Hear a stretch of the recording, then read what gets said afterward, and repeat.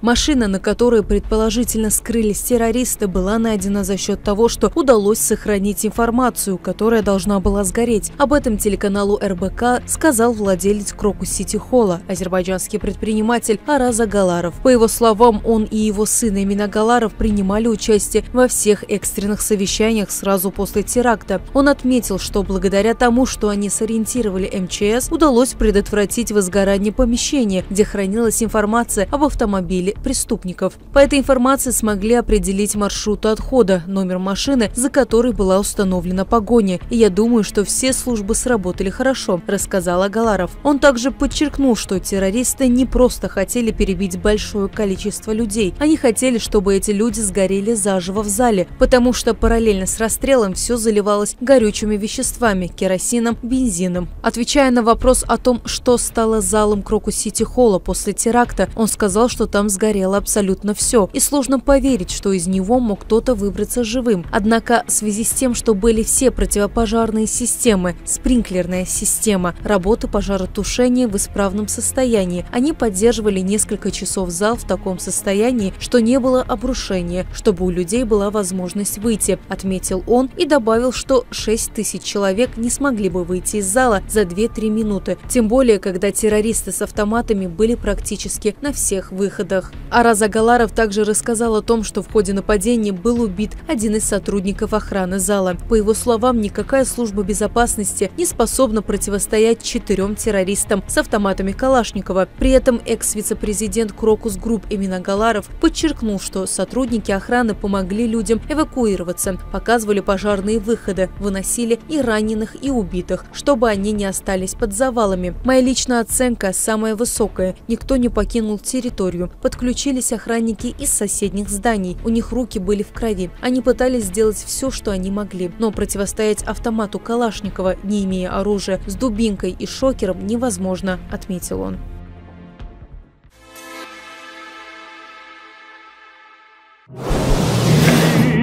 Меня зовешь, Азербайджан, ты во мне поешь, Азербайджан.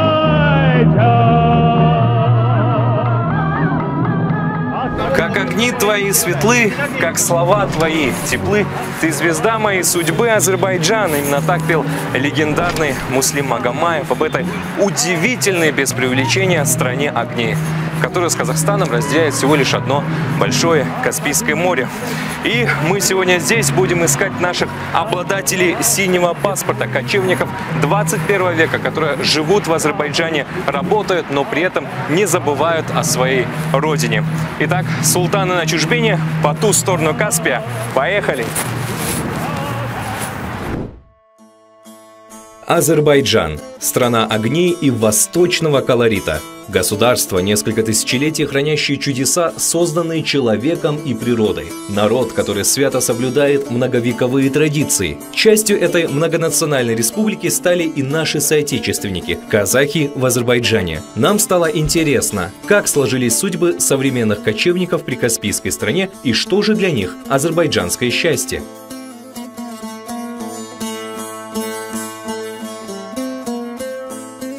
Наш первый азербайджанский казах Даулет Еркенло. Он курирует представительство казахстанской авиакомпании. За несколько лет проживания в Баку отмечает схожесть менталитетов казахов и азербайджанцев.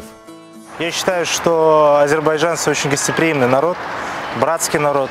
Они очень хорошо, скажем так, отзываются о казахском народе.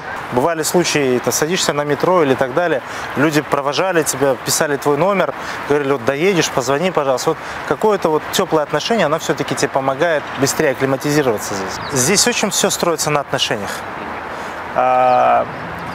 Азербайджанский народ, партнеры мои, вообще в целом бизнес, для него очень важно отношения.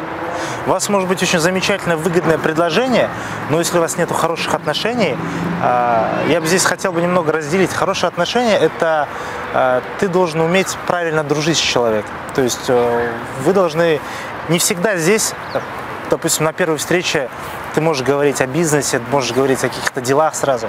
Первые 2 встречи вообще могут пройти у тебя просто за чашкой чая на набережке. Вы можете рассказывать про Казахстан, они про Азербайджан, про какие-то совместные культуры. Потом вы находите точку соприкосновения, потом у вас завязываются хорошие отношения, потом у вас, может быть, завязывается и бизнес. Только так. То есть это особенность этого рынка. Все обучение, образование получал в Алмате. В компании работаю уже почти более 7 лет. Пришел в компанию в качестве обычного сотрудника колл-центра, отвечал на звонки, бронировал билеты, потом продавал эти билеты. То есть прошел все ступени. До назначения в Баку я курировал Астану и Северный Казахстан по вопросам продаж и маркетинга. Наша основная задача – это увеличение пассажироперевозок, увеличение грузовых перевозок, не только прямых, но и транзитных. Поэтому мы защищаем не только интересы компании, но и интересы страны в целом здесь. Мне кажется, это способствует тому, что Казахстан ведет правильную внешнюю политику, и что мы очень хорошо взаимодействуем с соседями, и Азербайджан очень хорошо относится к нам. Это нам помогает и как в бизнесе, так и в личных делах здесь. Здесь также присутствует и казахстанский бизнес, то есть есть представители, которых мы знаем. Пока, конечно, может быть, у нас нету, скажем так, какой-то официальной общины, но мы все друг друга знаем, мы все друг друга поддерживаем, мы ходим на мероприятия друг друга. Есть такие мероприятия, как там, когда кто-то готовит бешпармах, называется бешпармах-пати, да, вот, то есть кто-то зовет, то есть когда кто-то согом привозит, и вот что-то тогда это бывает. Поэтому у нас очень теплые со всеми отношения. Что мне не хватает казахстанского здесь? Ну, думаю, иногда зимы, потому что гор мне не хватает, алматинских гор. Казахстан для меня – это семья, это дом, это возможность.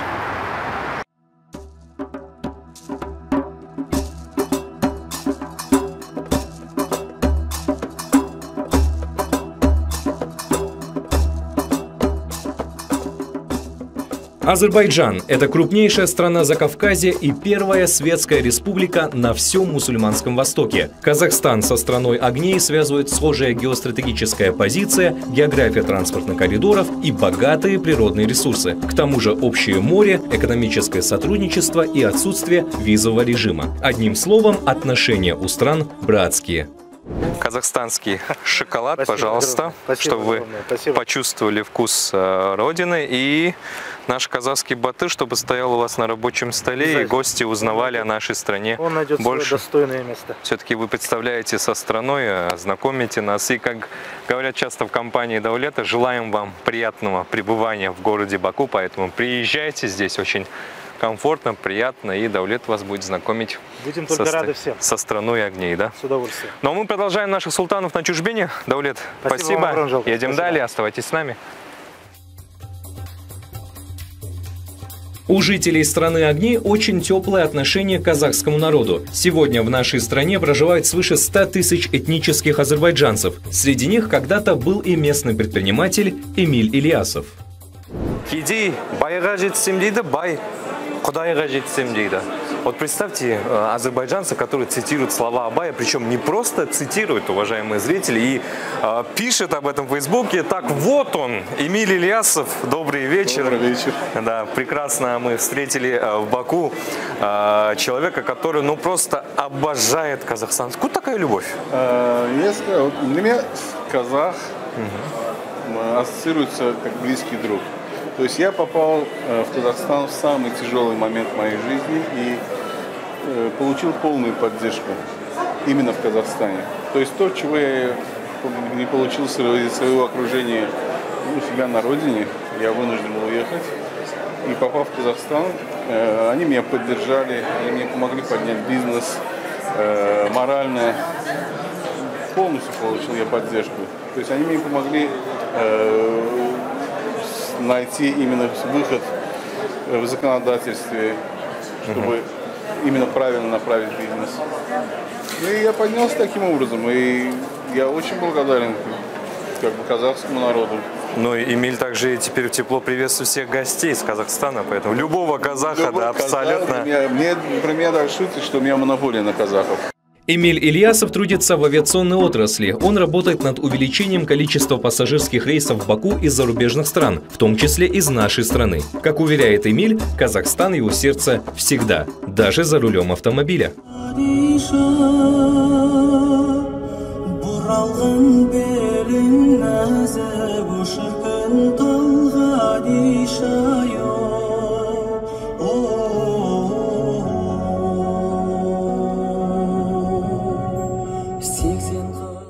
Я бы изучал культуру Казахстана.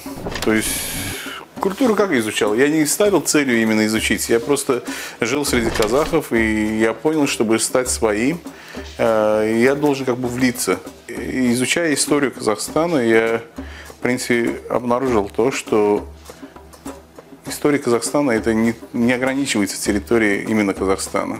У вас есть род Джалаиров, наш род тоже Джалаир.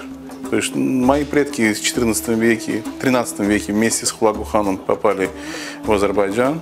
Мне очень радует, что в последнее время я очень вижу много казахов в Баку.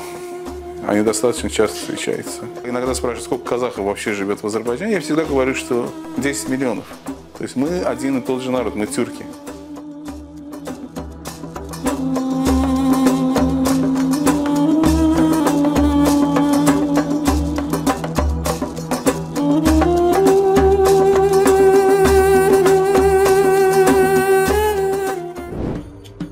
Между тем в столице загорелись ночные огни. У бакинских вечеров атмосфера особая. Сувенирные лавки заманивают туристов. Дети играют на каруселях. Фонтаны окружили любителей поселфиться. По-особому в ночное время преображается улица Низами, излюбленное место бакинцев.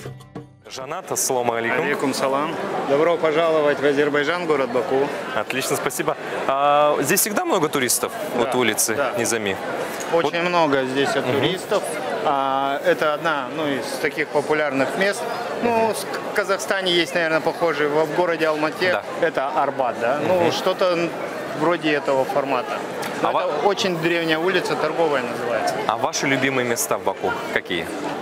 В Азербайджане, именно в Баку у меня очень много любимых мест. Здесь и есть торговая, есть площадь Фонтанов, есть набережная, есть Нагорный парк. В Баку очень много хороших, красивых мест. К слову, некоторые достопримечательности ночной столицы Жанат решил показать нам лично. В небольшую экскурсионную программу включили Нагорный парк и Старый город. Казахстанцы и азербайджанцы, какие у нас основные отличия и схожести, все-таки, которые вы заметили лично? Во всем плане общения, плане работы, отношения к работе, в плане ведения бизнеса. Гостеприимные, во-первых, это очень гостеприимные, как и наши казахи. Они очень дружелюбно, по-братски, когда говоришь, спрашивают, кто ты по нации, говоришь, казах, гардаш, говорит, это с их перевода брат, да, вы же братья, мы же все братья. То есть у них такое отношение, и что у младшего поколения, что у взрослого поколения. Допустим, у нас реализовываются немного быстрее проекты, а здесь немного дольше, да, то есть то, что ты делаешь там в Казахстане, в сфере бизнеса, к примеру, за год, здесь перейдет на 2, может на 3, да. То есть каких-то целей достичь. Я для себя понял, что в Азербайджане, если за что-то берешься, надо сроки умножать на бюджет на 3, сроки на 2. Если не ошибаюсь, у вас младшая дочка, да, здесь родилась? Нет, у меня родилась первая дочка, она родилась в Казахстане, но я уже находился здесь. После 40 дней я ее забрал сюда. А вот остальные трое младшие, они уже здесь родились. Все трое здесь? Все трое здесь.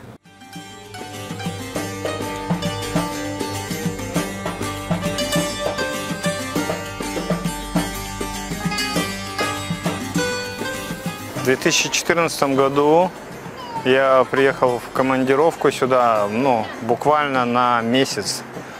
Но так получилось, что я задержался на 5 лет. Все это было по работе связано, да, как бы кандидатур не было, да, именно местных кандидатур на мою позицию мы не могли найти, и пришлось остаться, задержаться. Мы занимаемся системами доступа ограничения по безопасности, то есть все, что связано с ограничением, домофоны, камеры, шлагбаумы, то есть мы просто эту работу уже в Казахстане окучили, там уже некуда, да, дальше развиваться. и было направление в Баку, Азербайджан. Нету никаких барьеров, то есть все на законодательном уровне у них проходит. Были моменты, но они изменились в благоприятную сторону. Бизнес они поддерживают, что и средний, что и малый бизнес они поддерживают. То есть в этом отношении у них есть продвижения очень такие большие. Казахстан для меня родина. Там моя родня, там я родился, да. Как говорится, где родился, там и пригодился. Ну, не знаю, пока я здесь. То есть Казахстан я люблю, это моя страна.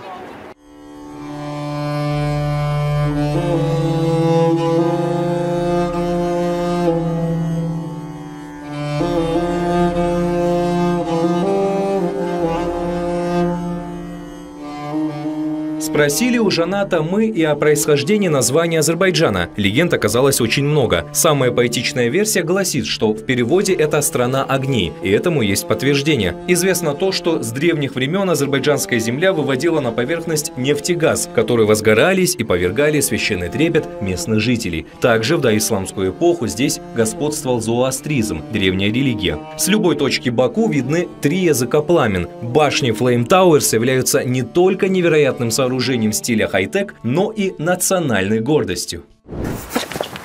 Черт побери! Черт побери! Подскользнулся, упал. Очнулся гипс. Да, все-таки жаль, у меня рука не бриллиантовая, но у нас есть подарки для вас, Жанат. Это шоколад Казахстан, чтобы вы почувствовали вкус родины. Спасибо. И казахская юрта, Спасибо. Чтобы семья становилась все больше и больше, чтобы вы встречали гостей. Все-таки как часто здесь туристы падают? Очень часто. Все, кто смотрел этот фильм, приезжают сюда именно, в старый город пофоткаться именно на этом месте.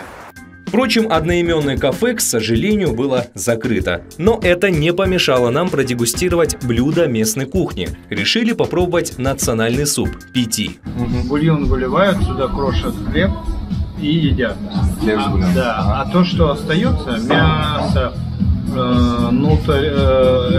горох, они его давят и едят как второе. Но я его ем как, просто, как суп. Я его вот так ем. Это приправа сумах. Пока так. Пока мы наслаждались азербайджанской кухней, в ночном Баку кипела жизнь.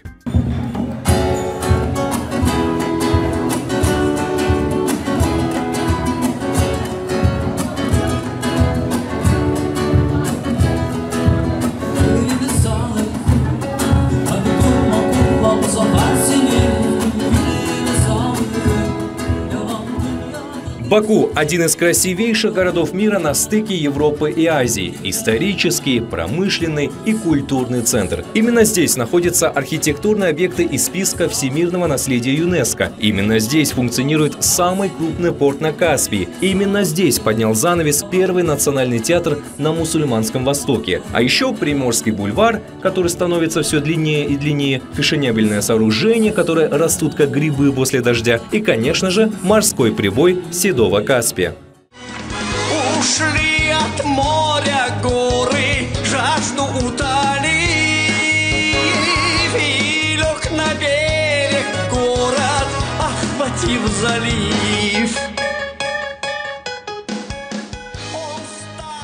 Баку прогрессирует с невероятной скоростью. Уже от старого города практически ничего не видно. Здесь, наоборот, появляются различные многоэтажки, высотки. Вообще столица Азербайджана становится центром различных мировых событий. Здесь проходит финал Евровидения, этапы Формулы-1, снимаются голливудские фильмы. Недавно даже прошел здесь футбольный матч, финал Лиги Европы УЕФА. Но неизменно здесь одно – это ветер, который всегда здесь, ведь в переводе Баку означает город ветров. Баку сегодня может удивить не только самого искушенного туриста, но и потенциальных инвесторов. Страна открыта к взаимовыгодному сотрудничеству. Успешно функционируют казахстанско-азербайджанские предприятия, о чем говорит и местный бизнесмен Джавид Асланов, который держит несколько магазинов беспошлинной торговли в аэропортах Актау и Баку. Как в целом обстановка именно в бизнес-среде между двумя странами? Никаких барьеров нету. У нас очень хорошие друзья там, мы дружим, так что никаких барьеров и проблем не было. После того, когда мы открывались, я думал, честно говоря, что как-то у нас какие-то проблемы будут, там что-то как-то, но слава богу, ничего такого не было. Все было хорошо.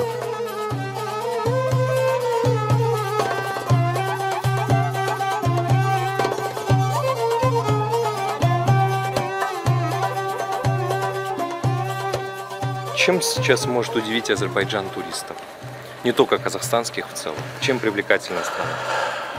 Вы видели наш город, ходили. У нас прекрасные вечера в Баку. Прекрасные. У нас очень много открылись отелей хороших. Очень много для туристов есть, куда может турист пойти отдохнуть. Рестораны. Также, сказать, вот как вы заметили, море. У нас очень много туристических развлечений в Баку. Азербайджан переживает туристический бум. Этому также поспособствовала девальвация маната в 2015 году. Страна стала недорогим направлением для отдыха. Сейчас гостей принимают около 700 отелей и 200 туристических агентств. Нам очень приятно, что особенно наши соседние страны и Казахстан, Узбекистан сюда приезжают больше. И особенно, вы знаете, у нас тоже уникальный наш продукт, есть оздоровительный, нафталанский нефть. Каждый год в Нафталане из Казахстана все больше и больше туристов. Это нас, конечно, очень радует. На улицах Баку очень много символики государственного флага. Мы задались вопросом, почему же так? Оказывается, мы попали на праздник, на день государственного флага Азербайджанской Республики, которому в этом году исполнилось 101 год. Вообще, флаг у страны очень интересный. Например, под голубым цветом подразумевается тюркство, то есть страна относится к тюркоязычным народам. Красный цвет означает приверженность к демократии и развитию и модернизации общества. Ну и зеленый цвет — это означает приверженность к исламской вере. Также полумесяц означает ислам. Ну и восьмиконечная звезда — это слово Азербайджан. На арабском языке оно 8 букв. Также считается, что это 8 ветвей тюркоязычных народов. Впрочем, об Азербайджане, о столице мы узнаем сейчас побольше у нашей следующей героини. Это у нас Асель Асижанова. Здравствуйте. Приятно. Которая знакомит всех казахстанцев с Баку и со страной огней. Да? Вот все-таки флаг очень интересен, а Бакинский бульвар легендарный, какая у него история? Бакинского бульвара история. Этот бульвар был построен для приезда к приезду Александра III. Он начинался с круга Азнефть и протяженностью был не таким большим, до кукольного театра, буквально 2 километра. Впрочем, мы не зря спросили у Асель про бульвар, так как наша следующая героиня знает о Азербайджане практически все. Она открыла свое собственное туристическое агентство и теперь показывает казахстанцам все красоты кавказской страны.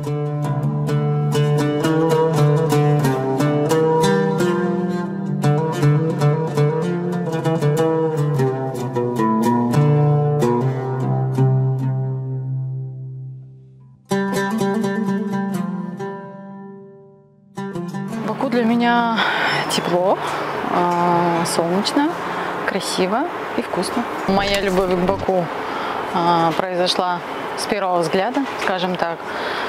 Я работала в нефтяной сфере в Уральске, в городе Уральск, и учредители компании работали здесь. То есть головной офис как таковой был здесь. Я прилетела по долгу службы в командировку.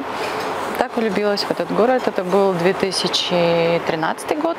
В 2017 я решила переехать и открыть здесь свое агентство, поскольку раньше Баку был недоступен, то есть не всем доступен, скажем, по средствам. Да? После девальвации здесь стало намного дешевле. Этот миф о том, что Азербайджан дорогая страна, он остался мифом. То есть, на самом деле здесь очень все доступно, здесь все дешево и в плане еды, и в плане передвижения. Я подумала, почему бы не открыть свое агентство и показать нашим соотечественникам новую страну, в которой можно вкусно поесть, погулять, посмотреть архитектуру и получить качественное лечение.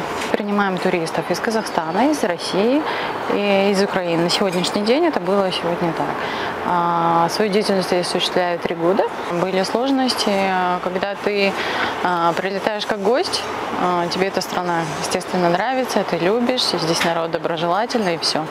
Но, как правило, когда начинаешь жить, ты сталкиваешься с множеством проблем и в плане коммуникации, в плане как бы государственных и законов, и языка, и прочего-прочего. По туризму я мечтаю, что встречать большое количество туристов, потому что вложено немало сил, вложено немало средств. Я хочу, чтобы моя цель была оправдана. Оказавшись вдали от Казахстана, да, я не знаю, как другие, но я ощутила себя патриотом своей страны. То есть, когда ты живешь, ты не ценишь этого. А когда ты уезжаешь, оказывается, за пределы, ты ищешь здесь казахов, ты любишь свою родину, ты скучаешь по языку, по еде и вообще по всему, все, что связано с твоей родиной. Казахстан для меня родина, мать и отчизна.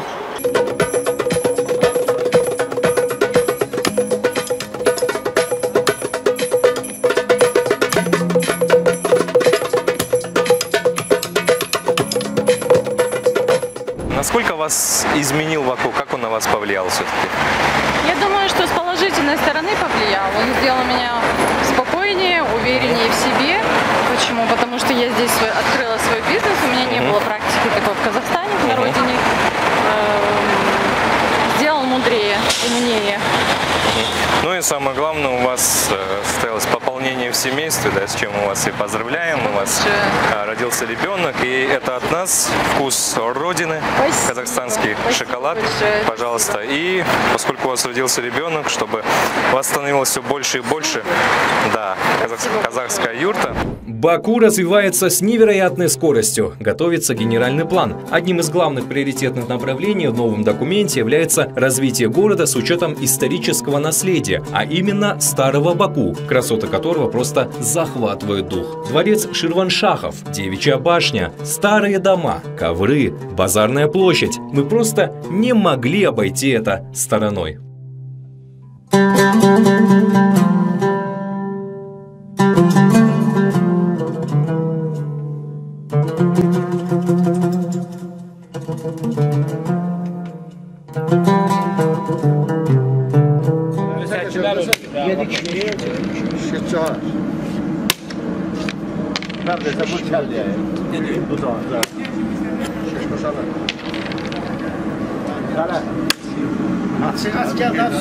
Пока азербайджанцы выявляли лучшего в нардах, мы задались вопросом, в чем же секрет азербайджанского счастья?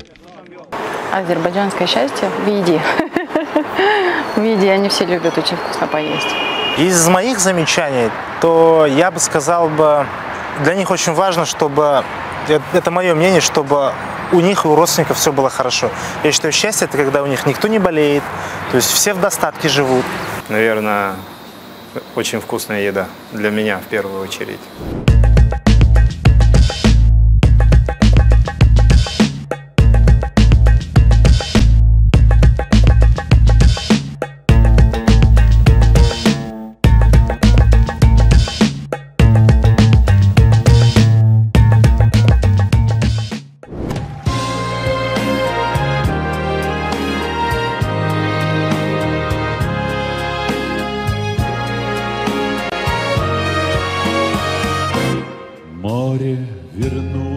Удивительный Азербайджан. Здесь Запад может увидеть Азию, а Азия сделает свой первый шаг в Европу. Здесь бьется 10 миллионов сердец. Это азербайджанцы, для которых страна – это нечто большее. Ну и, конечно же, казахстанцы, чьи истории мы сегодня вам показали, которые чувствуют себя здесь как дома и с широкой душой встречают всех наших соотечественников. Это были Султаны на чужбине в столице Азербайджана. Увидимся в следующих сериях.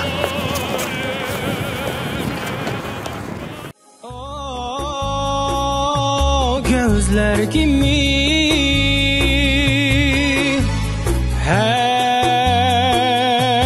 taraf kara, bu yollar seni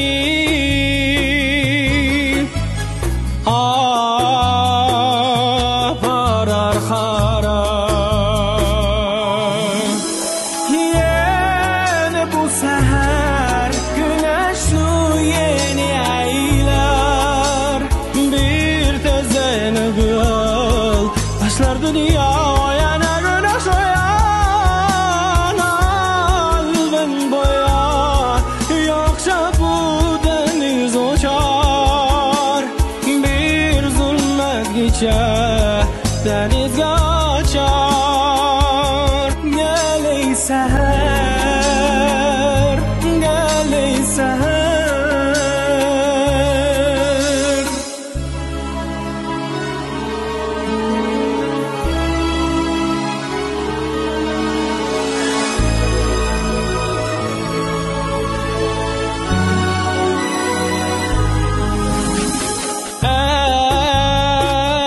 Ezdelli küle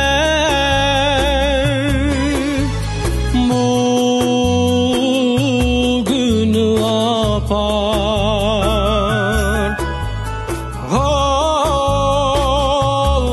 Ten ömrü yeniden kaytar. Yeni bu seher güneşli yeni aylar, bir tezene gül başlar dünya yana güneş uyan. Alben boya yoksa bu deniz uçar, bir zulmet geçer deniz kaçar. Geley seher, geley seher.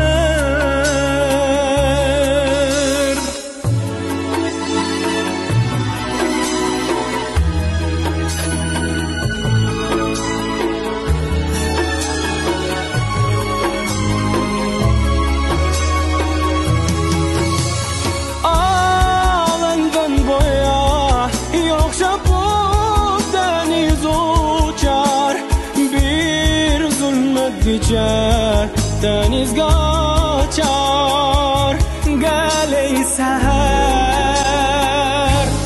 geley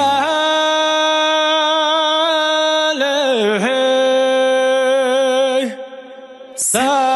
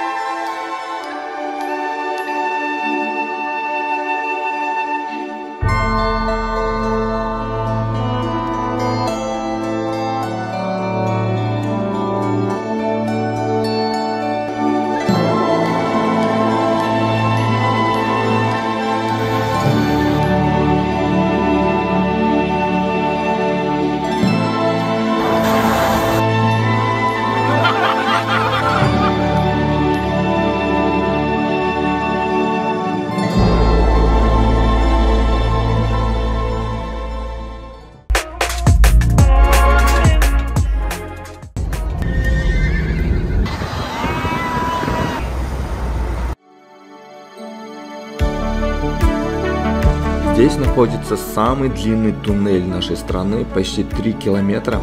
Но перед этим у нас первая локация Сулутер.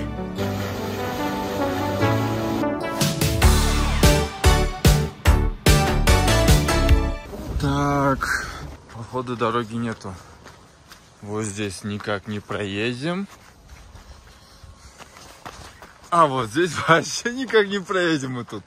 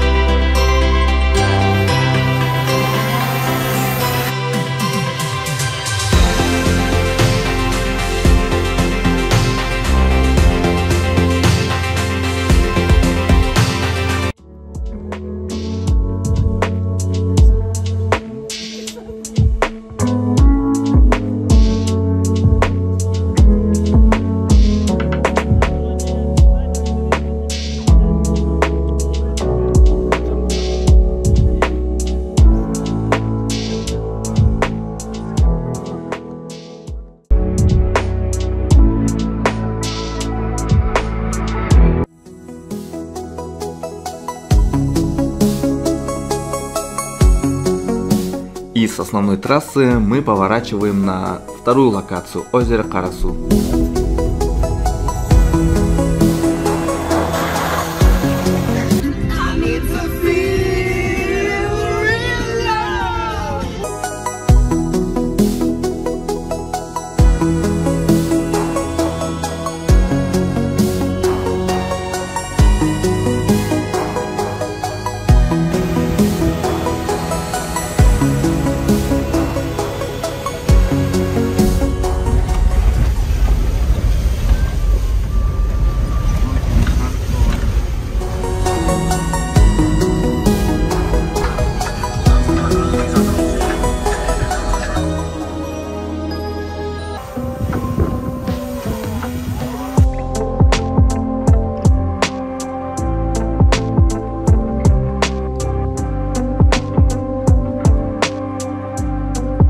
Запись пошла.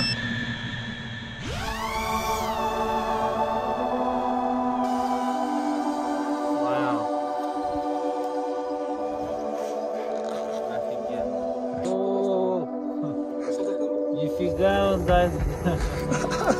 Прям в скалу, я думаю, сейчас улетит. А, ничего себе. Прикольно.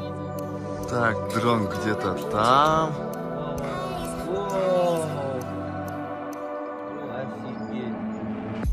О, я вижу дрон. Во-во-во. И давай нас покружись, орбит.